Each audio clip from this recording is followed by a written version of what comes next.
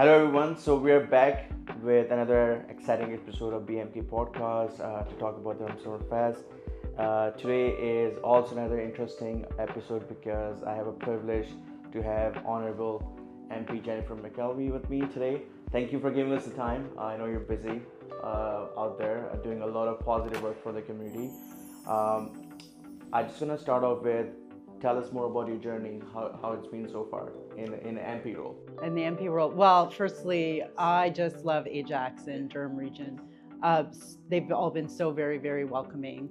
And over the last year, there's just been so many great festivals, community events, and meeting residents. So I'm very honored to be here. And of course, Durham Summer Fest is one of the highlights. For sure. So we are very happy to have you with us right from the get-go. In fact, you joined us during our biggest festival last year. And how was your experience being there in front of so many people?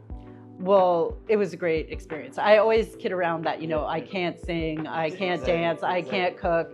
So it was a wonderful festival where I could enjoy the talents of others. And you had a great lineup, some great music. But also the food vendors were incredible, and I certainly had a good time meeting with all the residents. I was like, your leadership and your office made it possible for us to grow this year with the help of the grants. I would like you to mention what we have received, and so that we can move forward. Well, your hard work has been acknowledged because, of course, you put in a very good application talking about all the wonderful artists that you're bringing and the great time that residents would have. So we're so pleased that $70,000 was given to the festival from the Council of the Arts and another $25,000 from the Ministry of Heritage, the Building Communities Festival Stream. So I'm so happy that the federal government is able to contribute $95,000 to this amazing festival happening right here in Ajax. No, it's amazing, and I can assure you that all of this is going towards the development of the local Canadian artists. I'm glad to say that it's 45 Canadian artists this time, aside from the international artists that we are having. And the good thing is like all of these 45 Canadian artists, their idol is those two guys that are coming as international artists. They always been their idol. So sharing the stage with their idol in front of like 30,000 people, it's a dream come true for them. So that's amazing. Thank you so much for being there at every step and witness it by yourself. You're also doing amazing on the housing front to make it easier, housing comfortable experience for the not just Ajax community but overall for the country. One of the incentives that your government recently bring is HST incentive. I can talk about it because I'm also from the industry. I'm the mortgage agent myself, so I know how happy the clients are. The other incentive is like increasing the amortization period for the insured mortgage for the first-time home buyers.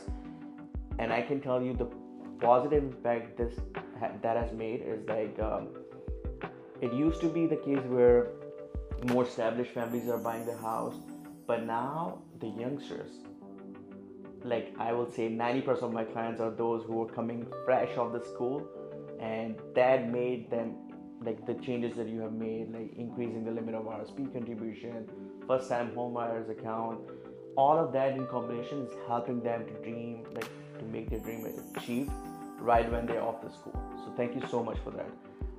If you can tell us what's more coming or within your boundaries, what if you can share with us something what's coming or what you feel at night when you go to bed that you have made those positive changes for the people out there. Well, firstly, it makes me so happy to hear that young Canadians are taking advantage of this. And that's so very important because we want all our youth to have the same opportunities that we had, right? And I always kid around, I say, I love my children, but I don't want them to live at home forever. And I think a lot of parents feel that way. So we want them to be able to participate in housing, in the housing market, and also in jobs. And so we recognize that while we're building these homes, one of the things that's so very important is that it's providing employment, and in particular for young people. And we really are trying to push people to enroll in the trades and to be part of building both the housing, but also the infrastructure that we are investing in as well. So on the housing front, a few big initiatives.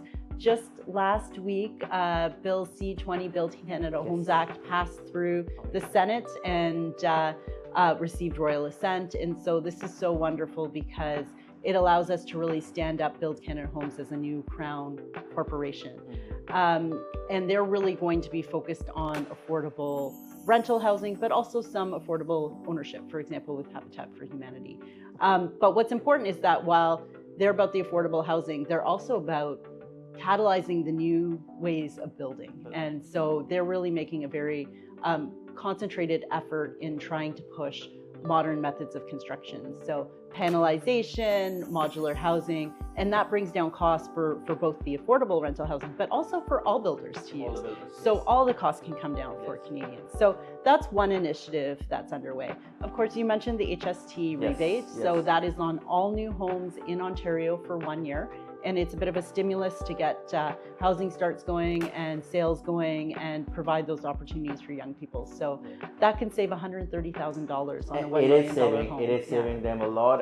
But there's one big question that I want to ask you, and there's some sort of confusion going on in the field out there when they go to the builder office. Is it approved or is it not approved? The federal portion of it. Yes. It is approved. It is retroactive to April 1st of this year for 1 year. So it will continue to March 31st, 2027. The Canada Revenue Agency will soon be opening up where you can submit for those rebates. So that's going to open soon. But if you bought after April 1st, you are eligible. Awesome. I think you just brought the level of this podcast to a different level altogether by giving us this inside news. Coming back to the festival, the music is the biggest element of it. May I ask you, what's the genre of music that you like? That I like? Well, I like anything with a good beat. Okay. I do dance. I've been told not to dance in public because I'm not very good at it.